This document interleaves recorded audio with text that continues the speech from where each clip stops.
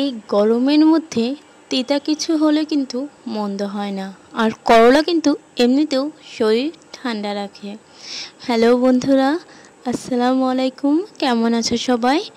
আশা করি ভালো আছো। আলহামদুলিল্লাহ, আমিও তোমাদের দোয়ায় ভালো আছি।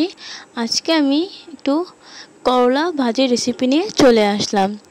কি করবো এটা ভাবতে ভাবতেই দিনটা চলে যাচ্ছিল। তো ভাবলাম যেহেতু গরম আর যেহেতু ফ্রিজে করলা আছে, তো বসে কেন থাকি, একটু করলা ভাজি করে ফেলি আজকে দুপুরের জন্য। তো এটা কিন্তু খেতে অসাধারণ হয়েছিল, একটুও কিন্তু তিতা লাগেনি। তো চলো আমরা দেখে নিই। এখানে আমি করলা আর আলু কেটে নিয়েছি। অবশ্যই আমি আলুর পরিমাণটা একটু বেশি দিয়েছি, করলা একটু কম দিয়েছি। আলু এখানে 3টা ইউজ করেছিলাম আর করলা মাত্র 2টো। বড় বড় আলু নিয়েছিলাম, এই জন্য একটু বেশি হয়েছে।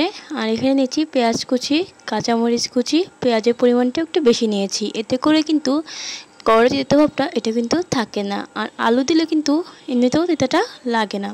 তো প্রথমেই আমি কড়াইটাকে খুব ভালো করে গরম করে নেব। গরম হয়ে গেলে এর মধ্যে সয়াবিন তেল দিয়ে দিচ্ছি। আমি একটু বেশি পরিমাণ তেল দেবো, কেননা যেহেতু ভাজি করবো তেলটা কম হলে পরে লেগে যাবে।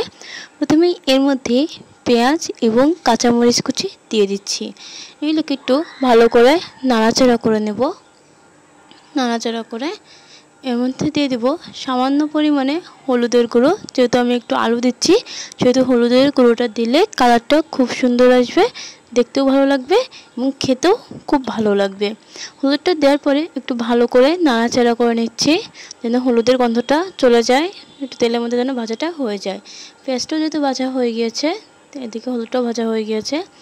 ভাজা হয়ে গেলে এর মধ্যে আমি দিয়ে দেবো করলা, যেগুলো আমি ধুয়ে কেটে রেখেছিলাম সেটা দিয়ে দিচ্ছি। আমি কিন্তু করলা ভিজিয়ে রাখিনি, কেননা করলা যদি ভিজিয়ে রাখা হয় তাহলে কিন্তু তেতো ভাবটা থেকেই যায়, চলে যায় না।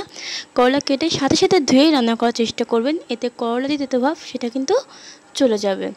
করলাগুলো দেওয়ার পরে একটু নাড়াচাড়া করে এর মধ্যে পরিমাণ মতো লবণ দিয়ে দিচ্ছি। আমি বরাবরই লবণটা একটু কম দিই, কম খাইও, কেননা লবণটা যত কম খাওয়ার চেষ্টা করবেন তত ওজন নিয়ন্ত্রণে থাকবে। লবণ কিন্তু আমাদের শরীরের ওজন বাড়িয়ে তোলে।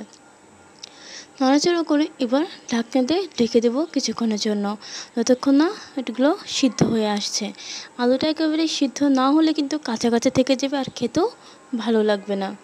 ঢাকনা খুলে কিছুক্ষণ পরে আমি আবারও একটু নাড়াচাড়া করে দেবো ভালো করে, যেন সবগুলোই ভালোভাবে সিদ্ধ হয়ে যায়। এই গরমে কিন্তু করলা শরীর ঠান্ডা রাখতে ভালো উপকার করে। করলা, পেঁপে সব কিছু কিন্তু শরীরকে ঠান্ডা রাখে। তো যেহেতু এখন গরম পড়ে গিয়েছে, তো এই ধরনের খাবারটাই কিন্তু আমাদের শরীরের জন্য বেশি উপকারী। চেষ্টা করবেন যেন হেলদি খাবার খাওয়ার আর প্রচুর পরিমাণে পানি পান করার, এতে করে শরীর ভালো থাকবে। দেখো আমার কিন্তু করলা ভাজিটা অনেকটাই হয়ে গিয়েছে, সিদ্ধ হয়ে গিয়েছে প্রায়। আমি ভালো করে নাড়াচাড়া করে দেবো, যতক্ষণ না একেবারেই লাল লাল হয়ে যাচ্ছে ততক্ষণ আমি এটা নাড়াচাড়া করতেই থাকবো।